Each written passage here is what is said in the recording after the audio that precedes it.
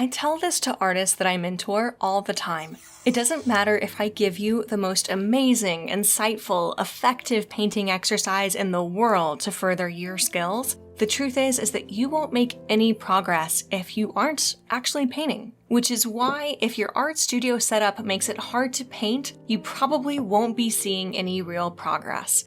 And not only that, but even if you are painting, some studio mistakes can actively ruin paintings that you have in progress. Mistakes in your studio are some of the most likely reasons your paintings are disappointing you, and some of the easiest obstacles to overcome so that you can start seeing progress again and quickly. So let's talk today about 5 mistakes in your art studio setup that result in frustrating, disappointing, or ruined paintings. As I go through these, I hope that you'll enjoy some behind-the-scenes footage that I took while painting with the crew over at Eastoke Studio to help illustrate exactly what a successful working studio actually looks like, and hopefully dispel some myths or assumptions that you might be making about what you really need in your studio space along the way. The very first issue I see artists run into is that they are not painting, or they're taking a giant painting break, all in the name of getting the perfect studio space. This goes hand in hand with a lot of the shots of Eastokes here, because while these painting spaces do have a lot of great equipment, there's no super special equipment here that you have to have. In fact, most of the specialized equipment here is optimized for things like Eastoke's live stream events, rather than actually doing the paintings themselves. A lot of the painting equipment is surprisingly DIY, or the exact kind of tools that you probably already have in your library of equipment. When I see painters getting stuck on the idea of a perfect space, they may want to rent a space downtown where they will get foot traffic, or they'll be on an art walk, or maybe they're renovating part of their home to create the quote perfect environment in which to work. Having these kinds of spaces can be incredible, but getting stuck on this ruins your paintings because, well, you aren't actually painting while you're waiting around for this perfect space. Now, if it's taking a week or 2 off to get set up or moved into a new space, that's one thing. But I often see painters sideline their practice for months, if not literal years, because of this, and it simply isn't necessary. If this is you, the workaround is to create a temporary workspace that works for you in your home right now, that you can continue to work in, even if you're waiting for a bigger or better space to be ready. Even if you have a portable easel that you can easily tuck away into a corner and pull out when you're ready to paint, having a go-to spot to create artwork is the biggest predictor of actually putting in the practice necessary to hone your artistic skills and make work that you're really proud of.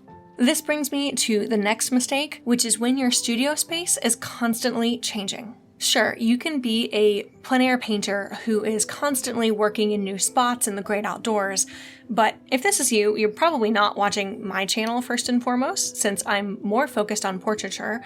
And even if this is you, I don't know any landscape painters who don't have some indoor studio that they can use to further refine or finish paintings after working outside.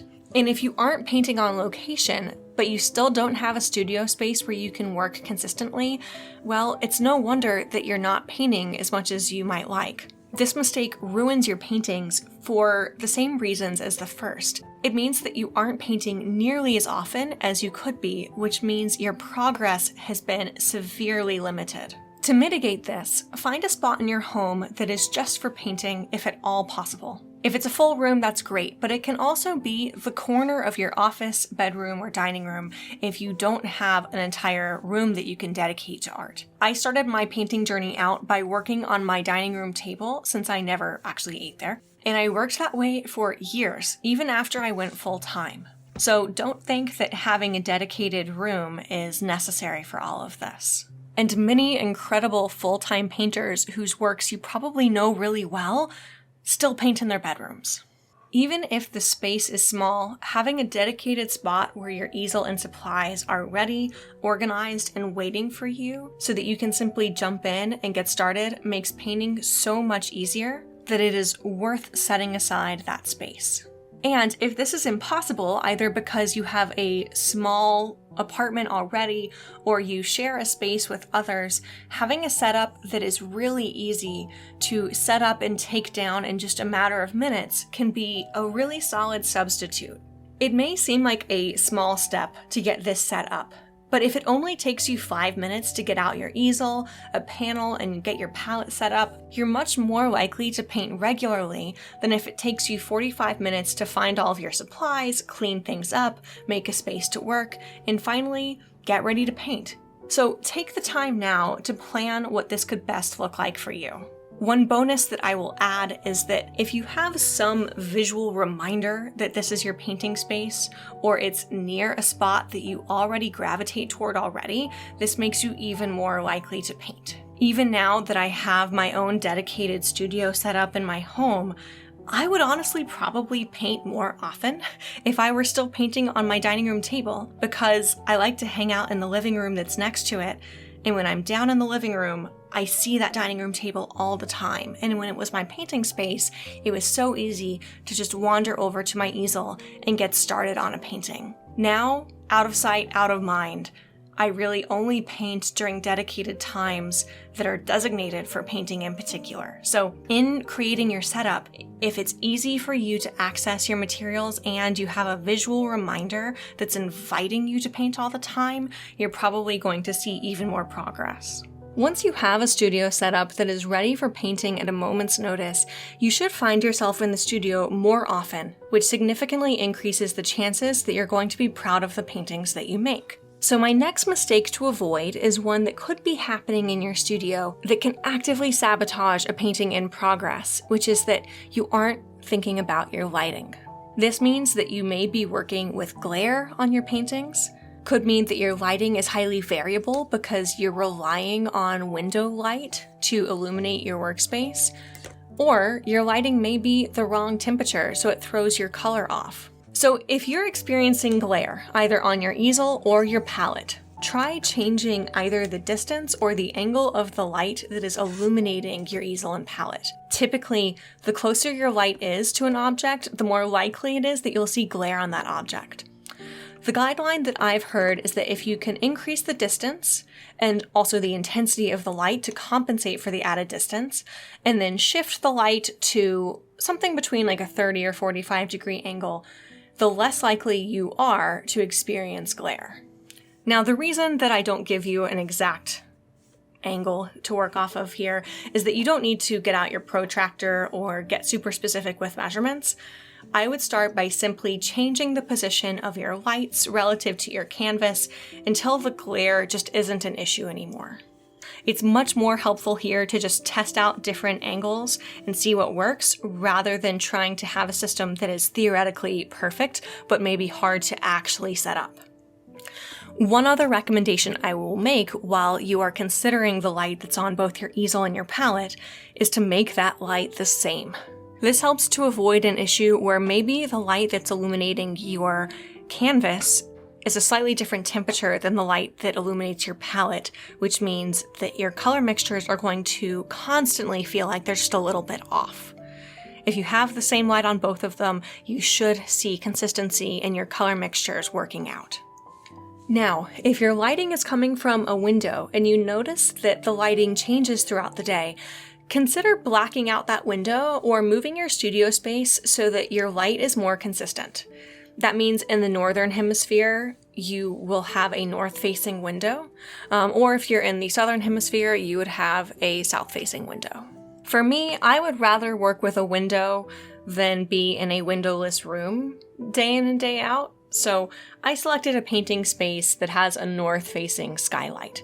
But at East Oaks, the best room for consistent lighting is what we lovingly call the dungeon, because it is a windowless basement room that just happens to have a lot of artificial overhead lighting.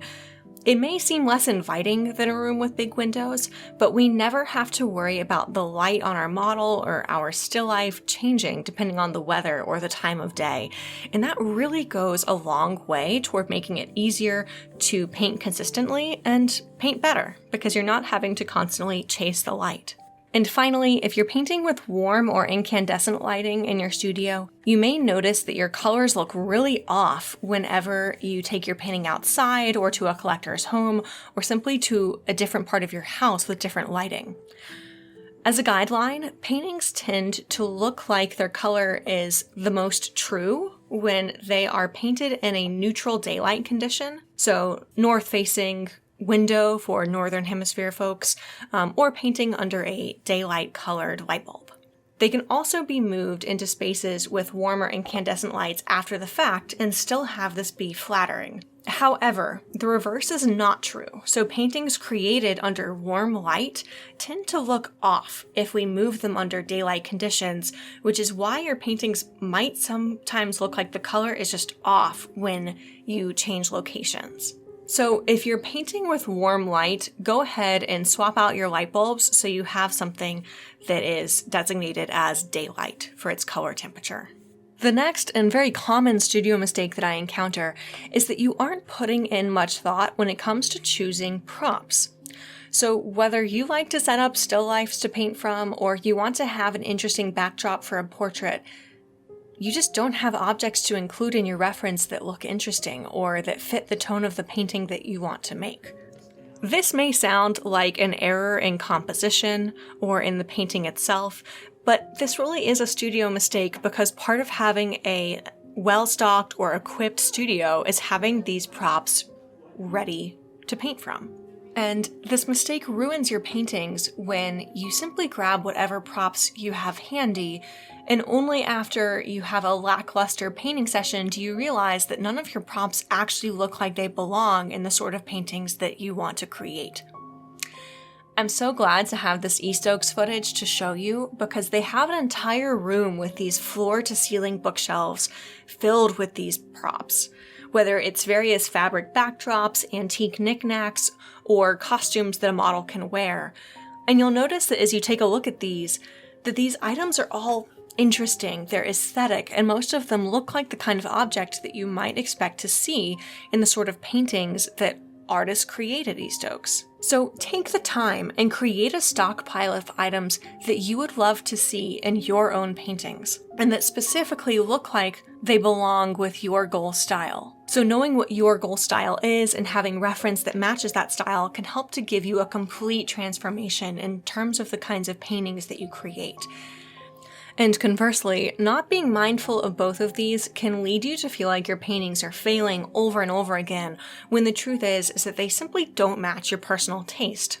To give you some examples of how to choose the right props for you, consider these three still life painters: Carol Marin, David Leffel, and Daniel Keyes. Carol is known for her daily paintings of brightly colored mugs, plates, and fruit. Her stockpile of props probably looks just like this, lots of solid, brightly colored china. If she were to use a delicate, highly detailed, or multicolored antique vase, it simply wouldn't look like her work. But this same picture would be perfect for someone like David Leffel, whose paintings often feature antique-looking urns and jugs. And finally, we have someone like Daniel Keyes, whose floral still lifes are often accented by china teacups or Persian-style rugs. To fit his style, he likely has a stockpile of both of these things, but probably doesn't have the more modern, brightly colored items that Carol Marin would use. Which means that figuring out what aesthetic best suits you and intentionally curating a collection of these items can help to ensure that you're consistently painting what you actually want to paint. I have an entire video on how to identify what this aesthetic looks like, so go ahead and check out the link in the upper right-hand corner of this video if you haven't already and you need some help identifying what that goal is for you. And finally, the last mistake that I see painters make is that they are waiting around for the perfect equipment. The big multi-$1,000 easel, the shadow box for still life setups, the model stand for portraiture, or a big fancy lighting setup. This ruins your paintings because, once again, it means that you aren't painting. The reality of a working studio is that artists in it are resourceful. If you take a look at East Oaks, they do have some fancy equipment, but it's mostly for things like filming and live streaming. And they also use things like foam board to create really beautiful still life backdrops, or shower curtains to create a diffuser over a harsh light. They rely much less on fancy shadow boxes or fancy easel setups than you probably are imagining. And the same is true for me. I have some fancy equipment, but at the end of the day, I've also painted on $20 easels that I got off of Amazon, and I could create a really great painting pretty much just as easily with either one, but most importantly, I wouldn't let waiting on the fancy equipment stop me from actually producing. What's most important about studio spaces like these is that it's easy to get set up quickly and get started, and that issues like lighting and glare have already been dealt with. So if you're waiting to get started because you just don't have the right easel or taboret or shadow box or you name it, figure out what you can do to make your space workable right now. Chances are you can get started in the next couple of minutes. Now, these are just some ways that we can create workarounds for you so that you get in the studio consistently and we make sure that your studio isn't holding you back from creating the paintings you actually want to make.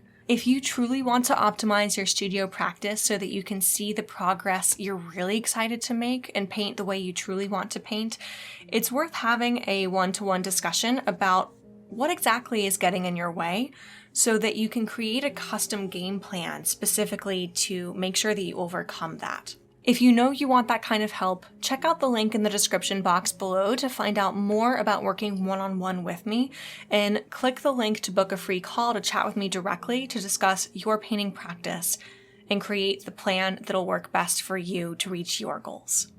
Until next time, happy painting.